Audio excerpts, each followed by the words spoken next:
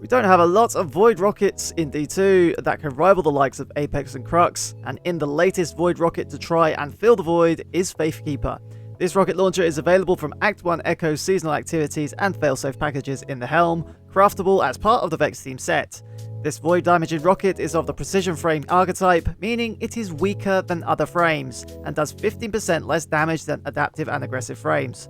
It does have a healthy ammo reserve count of 9 rockets, going up to 14 with bipod thanks to recent buffs to the precision frame archetype, and has intrinsic tracking, allowing for distance shooting. It's an okay option for void surge activities, or if you do not have a Braytech Osprey god roll, which is the only decent void rocket, doing slightly more damage as it is a high impact frame, but outside of that, and its ability to always be overcharged thanks to Overcharge Armory's seasonal perk, granting it 25% more damage in endgame, you can probably give this rocket launcher a pass, as it simply cannot compete with the recon bait Apex Predator or the numerous god rolls Crux Termination can have. Its intrinsic tracking at least gives it some ease of use, allowing to fire off multiple tracking rockets at once when using bipod and not having to worry about reloading thanks to autoloader, enabling the weapon to be a good option for special DPS swaps. This is unique amongst currently obtainable rockets, the only other one being Crowning Duologue, which is not currently obtainable.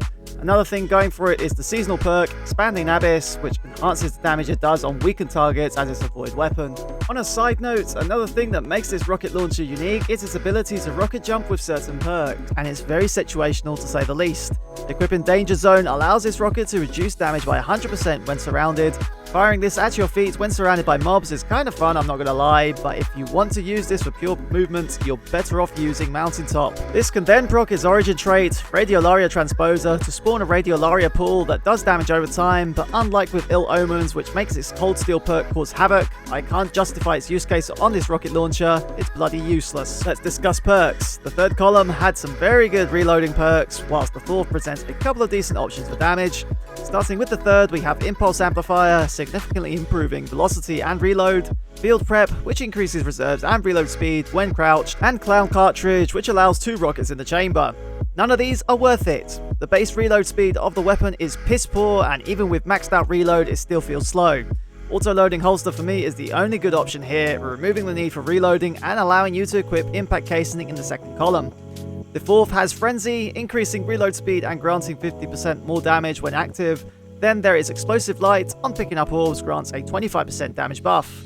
You also have Lasting Impression. I actually hate this perk personally. Firing a rocket at a champion and then getting charged by it will only end badly due to the increased blast radius. Reverberation is a very odd perk for this weapon. Rocket launchers are never going to be ad clearers, so this perk is practically useless. Bipod is the winner here.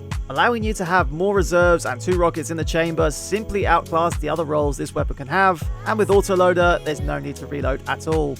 As mentioned earlier, Braytech hits harder and can roll autoloader and bipod too, and although it doesn't have intrinsic tracking, I would rather do a little more damage and sacrifice tracking altogether. It's that time of the video, it's time for donations. I'm just joking.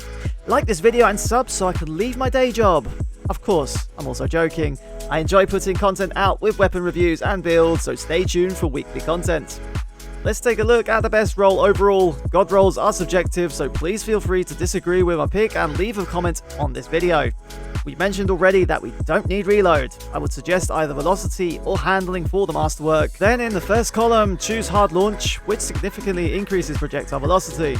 Impact casing will slightly boost the impact damage of this launcher, meaning you will not have to choose alloy casing for that reload boost. The third we already mentioned, go for autoloader, and finally bipod for increased reserves and 2 in the chamber. I'm just going to come out and say it. This rocket is mediocre versus other options. Feel free to crucify me, but I'm sticking to my guns. Braytech has a damage edge over it, Apex and Crux simply outclass it in every way, and the wait continues for a decent void heavy to challenge the rocket meta. It's B tier, feel free to skip this weapon if you have better alternatives. Its only saving grace is its tracking. Don't get me wrong, void rockets aren't exactly abundant in options, but it'll have to do for void surge activities. Oh well, that's it for this one. Hopefully you enjoyed it, and slap that like button for the algorithm. Thank you for watching. Next up, Act 2 is coming. Expect a review of the new rocket sidearm coming our way. This was Plasma Alchemist. Cheers for watching. Peace!